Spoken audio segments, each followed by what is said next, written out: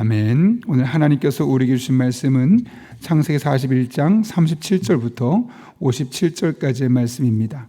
구약 성경, 제가 가진 성경으로 64쪽입니다. 창세기 41장 37절부터 57절까지의 말씀입니다. 하나님의 말씀을 다 함께 한 목소리로 봉독하시겠습니다. 바로와 그의 모든 신하가 이 일을 좋게 여긴지라. 바로가 그의 신하들에게 이르되 이와 같이 하나님의 영에 감동된 사람을 우리가 어찌 찾을 수 있으리요 하고 요셉에게 이르되 하나님이 이 모든 것을 내게 보이셨으니 너와 같이 명철하고 지혜 있는 자가 없도다. 너는 내 집을 다스리라. 내 백성이 다 내 명령에 복종하리니 내가 너보다 높은 것은 내 왕좌뿐이니라. 바로가 또 요셉에게 이르되 내가 너를 애굽 온 땅의 총리가 되게 하노라 하고 자기의 인장 반지를 빼어 요셉의 손에 끼우고 그에게 세마파 옷을 입히고 금사슬을 목에 걸고 자기에게 있는 버금술에 그를 태우매 무리가 그의 앞에서 소리 지르기를 하더라. 바로가 그에게 애굽 전국을 총리로 다스리게 하였더라. 바로가 요셉에게 이르되 나는 바로라. 애굽 온 땅에서 내 허락 없이는 수족을 놀릴 자가 없으리라 하고 그가 요셉의 이름을 사브낫 바네아라 하고 또 오네제상 보디베라의 딸 아스낫을 그에게 주어 아내로 삼게 하니라. 요셉이 나가 애굽 온 땅을 순찰하니라. 요셉이 애굽 왕 바로 앞에 설 때 30세라. 그가 바로 앞을 떠나 애굽 온 땅을 순찰하니 7해 풍년의 토지 소출이 심히 많은지라. 요셉이 애굽 땅에 있는 그 7년 곡물을 거두어 각 성에 제정하되 각 성읍 주위의 밭의 곡물을 그 성읍 중에 쌓아두매 쌓아둔 곡식이 바다 모래같이 심이 많아 세계를 그쳤으니 그 수가 한이 없음이었더라. 흉년이 들기 전에 요셉에게 두 아들이 나되 곧 오네제상 보디베라의 딸 아스낫이 그에게서 낳은지라. 요셉이 그의 장남 이름을 므낫세라 하였으니 하나님이 내게 내 모든 고난과 내 아버지의 온 집 일을 잊어버리게 하셨다 하미요. 사남의 이름을 에브라임이라 하였으니 하나님이 나를 내가 수고한 땅에서 번성하게 하셨다 함이었더라. 애굽 땅의 7해 풍년이 그치고 요셉의 말과 같이 7해 흉년이 들기 시작하매 각국에는 기근이 있으나 애굽 온 땅에는 먹을 것이 있더니 애굽 온 땅이 굶주림에 백성이 바로에게 부르짖어 양식을 구하는지라. 바로가 애굽 모든 백성에게 이르되 요셉에게 가서 그가 너에게 이르는 대로 하라 하니라. 온 지면에 기근이 있음에 요셉이 모든 창고를 열고 애굽 백성에게 팔세. 애굽 땅에 기근이 심하며 각국 백성도 양식을 사려고 애굽으로 들어와 요셉에게 이르렀으니 기근이 온 세상에 심함이었더라. 아멘. 최근에 이제 한 분과 대화를 나누던 중에 신앙생활에 기복이 있고 그래서 자신의 신앙생활이 늘 하나님 앞에 한결같았으면 좋겠다라는 그런 이야기를 들었던 기억이 있습니다. 여러분, 어떻게 하면 우리의 신앙이 최대한 상황에 따라서, 환경에 따라서, 사람에 따라서 좌우되지 않고 평온하게 한결같은 신앙인의 삶을 살아갈 수 있을까? 그런 질문은 대부분의 신앙인이라면 누구나 하셨을 겁니다. 목사님 저 또한 다르지 않습니다. 근데 오늘 본문을 보게 되면서 그와 같은 질문에 대한 어느 정도 해답을 얻게 됩니다. 오늘 본문은 요셉이 당시의 최강국이었던 애굽의 총리가 되는 장면을 우리에게 소개하고 있습니다. 특별히 41절부터 45절까지 말씀 보게 되면 총리 임명식을 진행하고 있는 장면을 소개합니다. 어떻게 진행되냐면 바로가 요셉이 애굽의 총리가 되었음을 먼저 선포하죠. 그리고 명령을 내릴 때 그곳에 도장을 찍는 인장반지, 왕의 권한과 같은 아주 큰 그런 권력이 담겨있는 인장반지를 그 요셉에 끼워줍니다. 그리고 당시에 가장 높은 위세를 떨쳤던 이들만 입을 수 있었던 세마포 옷을 입혀줍니다. 그리고 나서는 그 사람의 명예를 상징하는 금사슬을 목에 걸어주고 또 왕의 바로 다음 사람 2인자만 탈 수 있는 버금수레라고 되어 있죠. 그 버금수레를 타고 백성 앞에서 총리 임명식을 거행합니다. 이것이 끝이 아닙니다. 그의 이름을 사브낫 바네아라는 이름으로 바꿔주죠. 생명이 풍성하다라는 이름으로 그 이름까지 계명해 줍니다. 그리고 나서 그 당시에 가장 강력한 애굽 가문 중에 하나였던 온 제사장 보디베라의 딸 아스낫과 결혼하게 되죠. 이것만 보게 될 때 우리가 알 수 있는 것은 당시에 가장 천한 자리에 있었던 노예였고 종살이 했었던 했던 요셉이 애굽에서 가장 영향력 있는 사람으로 한순간에 그의 신분과 그의 삶이 바뀌는 그 장면을 우리에게 보여주고 있는 겁니다.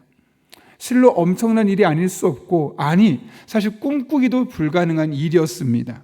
그런데 어떻게 이런 일이 가능하게 되었을까? 오늘 본문 37절은 이렇게 이야기하죠. 같이 한번 읽어볼까요? 시작. 바로와 그의 모든 신하가 이 일을 좋게 여긴지라. 바로와 그의 모든 신하가 이 일을 좋게 여겼다고 말하죠. 여기서 말하는 이 일은 뭐냐면 어제 이야기했던 겁니다. 다시 말하면 애굽왕 바로의 꿈을 해석해 주고 나서 7년의 풍년과 7년의 흉년이 연이어서 일어나게 될 것입니다 라고 말하고 난 이후에 이것을 잘 처리할 수 있는 지혜로운 사람을 뽑아서 그 사람이 이거를 잘 준비할 수 있게 해주십시오 라고 대책까지 세운 것, 그 이야기를 이 바로 왕과 그의 신하들이 들었습니다. 듣고 나서 이 일을 좋게 여겼다, 탁월하다고 그의 지혜를 칭찬했다는 겁니다. 또한 이렇게 끝나는 것이 아닙니다. 이 이야기를 하고 나서 좋게 여긴 것뿐만 아니라 39절을 보면 이렇게 이야기합니다. 같이 한번 읽겠습니다. 시작. 요셉에게 이르되 하나님이 이 모든 것을 내게 보이셨으니 너와 같이 명철하고 지혜 있는 자가 없도다. 원문을 보면 내가 지금까지 살면서 이렇게 지혜롭고 명철한 사람은 본 적이 없다라는 최상급으로 쓰여 있음을 보게 됩니다. 여러분, 애굽 땅에 얼마나 많은 인재들이 있겠습니까? 오늘날 모든 인재가 모이는 곳이 어디죠? 미국입니다. 왜냐하면 강력한 군사력과 경제를 갖고 있는 그곳에 많은 인재들이 전 세계에서 몰립니다. 그럴 정도로 이 당시에도 애굽이 가장 강력한 나라였기 때문에 모든 인재들, 똑똑하다는 사람들, 지혜롭다는 사람들, 자기 이름을 내고 싶은 모든 사람이 모이는 곳이 바로 애굽이었죠. 그런데 바로가 보기에도 그 많은 지혜로운 사람들, 똑똑한 사람이 일컬어진 사람을 보면서도 너희가 아무리 똑똑해도 요셉만큼은 안 되는구나 라고 말할 수 없을 만큼 요셉의 탁월한 지혜를 드러내고 있는 장면입니다.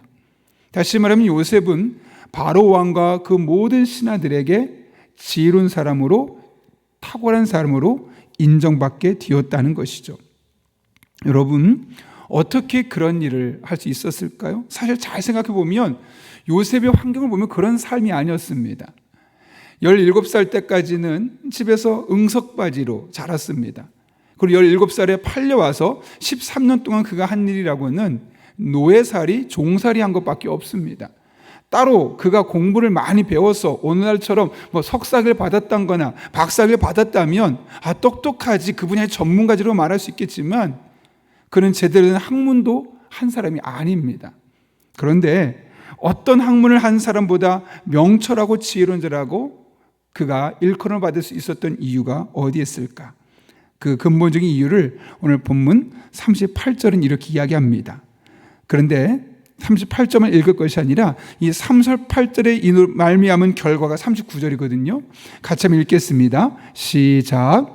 바로가 그의 신하들에게 이르되 이와 같이 하나님의 영에 감동된 사람을 우리가 어찌 찾을 수 있으리요 하고 요셉에게 이르되 하나님이 이 모든 것을 내게 보이셨으니 너와 같이 명철하고 지혜 있는 자가 없도다. 아멘. 바로는 요셉을 일컬어 하나님의 영에 감동된 사람이라고 일컫고 있습니다. 물론 그 당시에 이 바로 왕이 말한 것은 네가 믿는 너의 신, 그 신에 감동된 자야 라고 표현하고 있는 거죠. 근데 이것을 오늘날 신약적인 해석으로 표현하면 어떻게 될까요?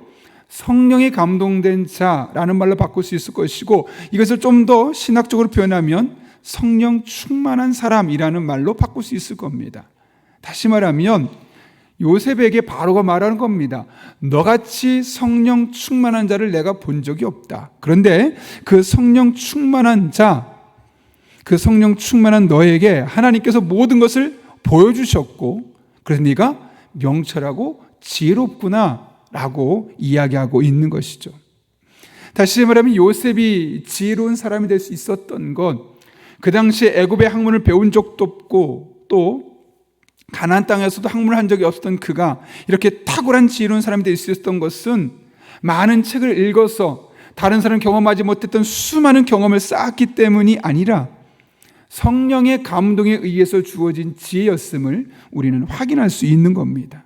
그리고 그 지혜로 말미암아, 그렇게 깨닫게 하시고 알게 하셨던 성령의 지혜로 말미암아 그는 바로와 그의 신하들에게 정말 그동안 얼마나 많이 똑똑한 사람을 보았겠습니까? 얼마나 많이 지혜로운 사람을 그동안 오랫동안 보아왔겠습니까? 그런데 그들을 넘어서는 인정을 받게 되었고 총리의 자리에까지 오르게 되었음을 오늘 본문은 우리에게 이야기하고 있는 것이죠. 여러분, 이것이 하나님께서 이 세상에서 일하시는 방식입니다. 하나님은 성령으로 충만한 사람에게 지혜를 주시고 그 성령 충만한 사람이 가진 지혜로 그 사람을 통해서 일을 해 나가시는 거죠.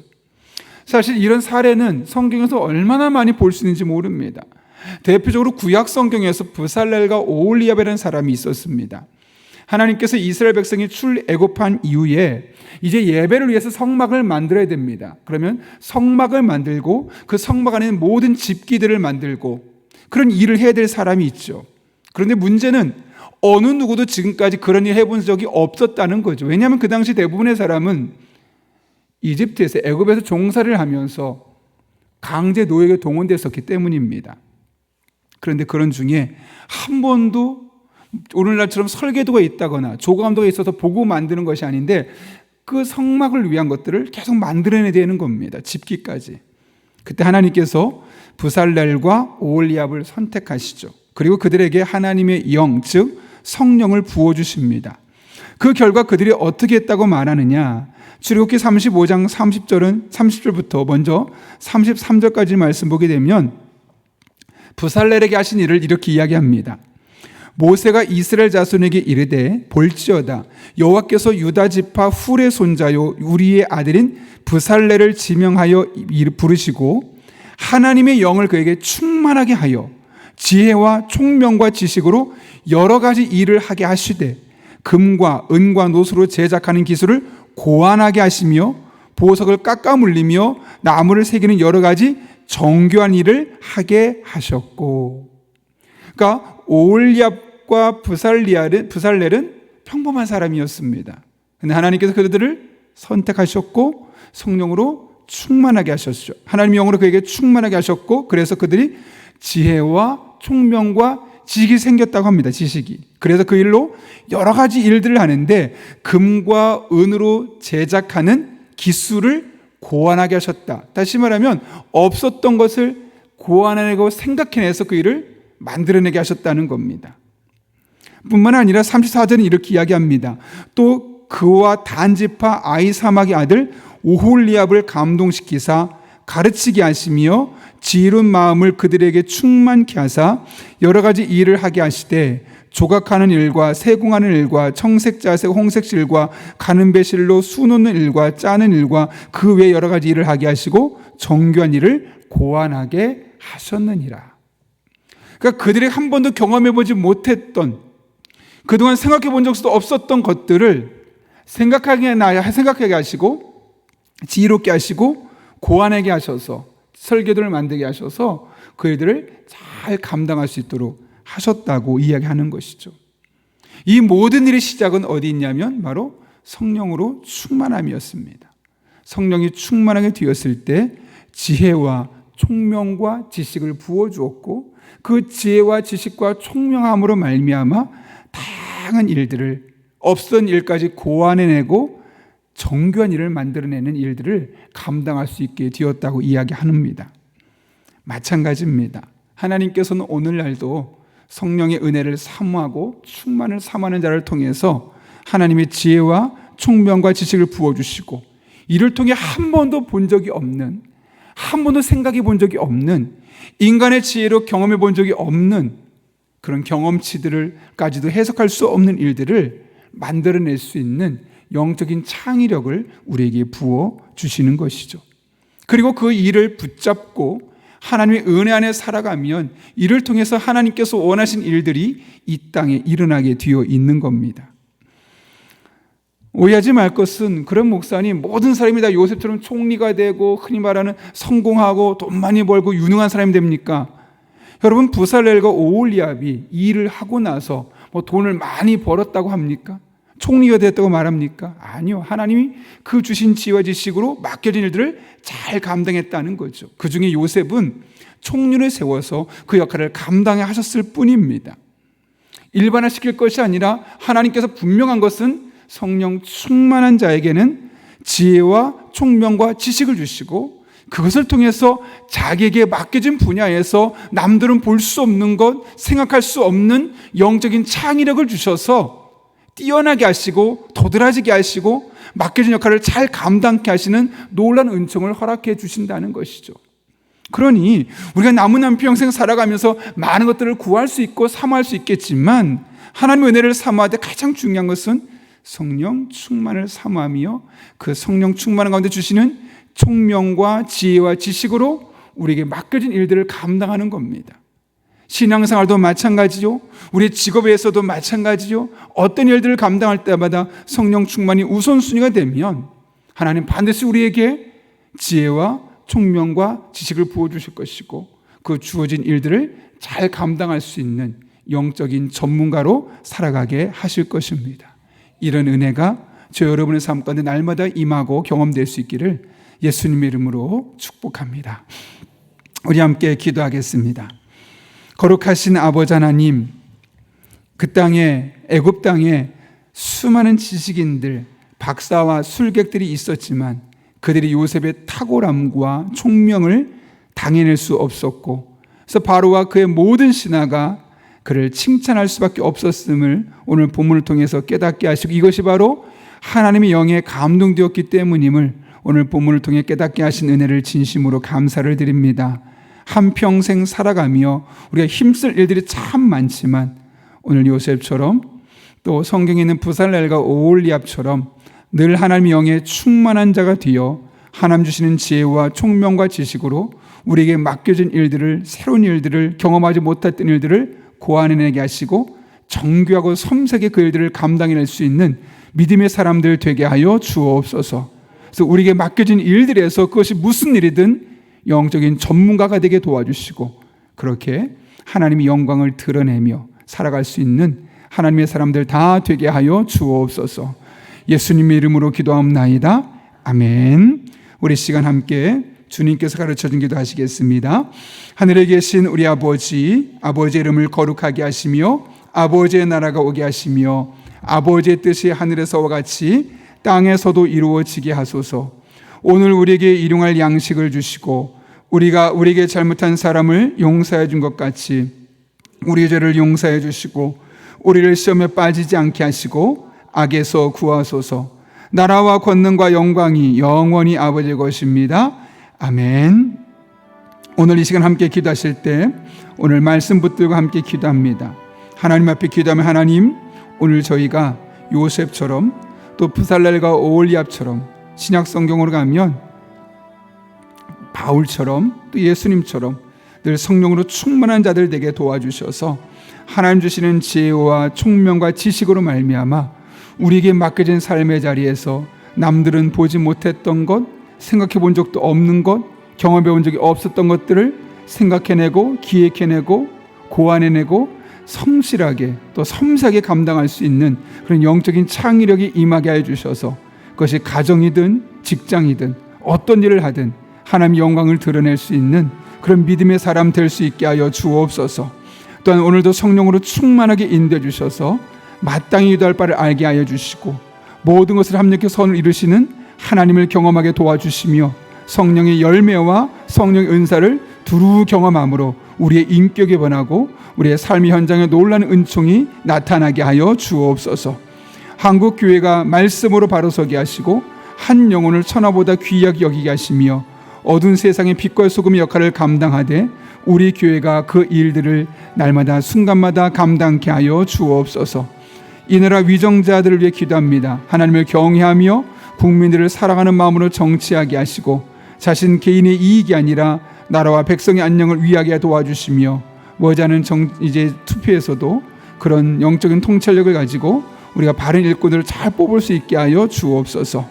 또 북한 땅을 위해 기도합니다. 그 땅에 하나님의 은혜가 임하게 도와주시고 악한 정권은 무너지게 하시고 오히려 하나님의 은혜만 풍성히 임할 수 있는 그런 북녘 땅이 되게 하여 주시며 이 땅에 있는 수많은 전쟁 속에 많은 사람이 죽어가고 있는 이때 전쟁이 종식되게 도와주시고 하나님의 나라가 온 세계 곳곳에 선포되게 하여 주옵소서. 또한 여러분이 가져온 기도 제목과 우리의 기도가 필요한 분들을 위해서 오이코스 멤버들을 위해서 이 시간 주님의 도우심을 간구하며 함께 계속해서 기도하겠습니다. 거룩하신 아버지 하나님, 오늘 우리를 불러주신 은혜를 감사를 드립니다. 하나님을 바라보며 찬양하며 의지하며 새벽을 깨우는 이 시간, 오늘 우리를 성령으로 충만하게 인도하여 주옵소서. 하나님 아버지, 우리가 본능대로 기도하고 본능대로 살아가는 하루가 아니라 성령 충만한 가운데 성령 하나님 주신 지혜와 능력을 붙들고 하나님 앞에 온전히 쓰임받는 그런 주의 종들 될 수 있도록 은혜 위에 은혜를 더하여 주옵소서. 특별히 오늘 요셉의 삶을 따라 살아가길 원합니다. 부살렐과 오홀리압의 삶을 따라가길 원합니다. 다윗의 삶을 따라가길 원하고 무엇보다 우리가 예수님처럼 바울처럼 베드로처럼 늘 성령 충만하여서 다른 사람 볼 수 없었던 것들, 깨달을 수 없었던 것들 보게 하여 주옵소서. 깨닫게 하여 주옵소서. 성령 주시는 지혜와 총명과 지식을 우리에게 주신 삶의 대로 나갈 때 하나님 영광에 쓰임받는, 하나님 기뻐하시는 그런 믿음의 사람들 다 될 수 있도록 은혜의 은혜를 다하여 주옵소서.